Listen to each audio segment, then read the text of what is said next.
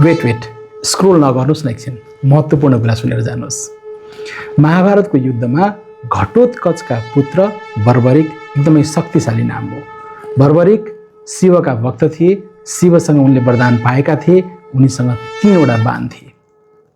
ती बाण महाशक्तिशाली थिए। महाभारतको युद्ध 18 दिन लड्नुपर्ने थिएन। यदि बर्बरिकले चाहेको भए एउटै बाणले युद्धलाई सिद्धाउन सक्थे, त्यहाँ भएका उपस्थित सबैलाई सकाउन सक्थे। उनले प्रतिज्ञा गरेका थिए, जो कमजोर हुन्छ म उसका तर्फबाट लड्छु भनेर।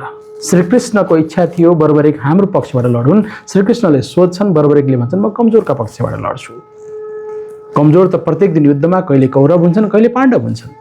यो हेर्दै गर्दा दुवैको पक्षबाट पालै पालो लड्दै गर्दा सबै सकिने र अन्तमा बर्बरिक मात्रै जिउने अवस्था आउँछ। श्रीकृष्णको चतुर्याई अनुसार ब्राह्मणको रूप धारण गरेर बर्बरिकसँग केही माग्छन् उनी।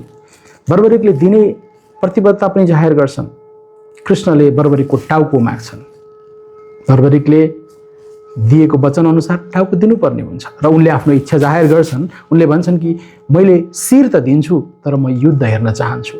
श्रीकृष्णले आफ्नो शक्तिले आफ्नो एउटा पहाड खडा गर्छन्, बर्बरिकको शिर निकाल्छन्, शरीरदेखि अलग गरिदिन्छन्, शिर लगेर पहाडको माथि राखिदिन्छन्।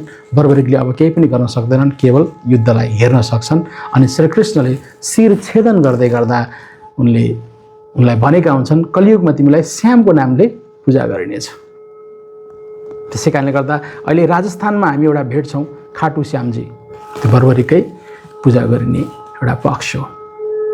मैले मात्रै यो स्टोरी लाइनको मोरल के भन्न खोजेको यहाँहरूलाई भने, एउटा पक्ष भनेको एउटाको लिइन्छ, दुवैको पक्ष लिन सकिँदैन अथवा लिइँदैन।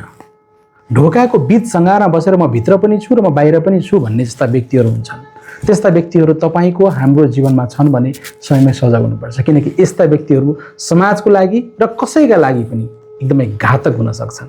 यस्तासँग माया, भाव, करुणाको कहिले पनि आशा नगर्नुहोला। त्यसै कारणले गर्दा पक्ष एउटैको लिइन्छ, दुवैको लिन सकिँदैन। मन पर्यो भने लाइक गर्नुहोस्, सेयर गर्नुहोस्, रिपोस्ट गर्नुहोस्। Thank you.